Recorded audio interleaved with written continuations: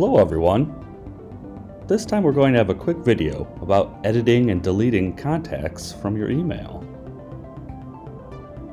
Say you have an old contact who either has a new email or they're just an old contact that you don't need anymore, but keep popping up in your email like this. First you'll go into your waffle and go into Contacts. You'll see it looks like this, give or take a few other contacts. If you'd like to edit any information, just simply click the contact's name.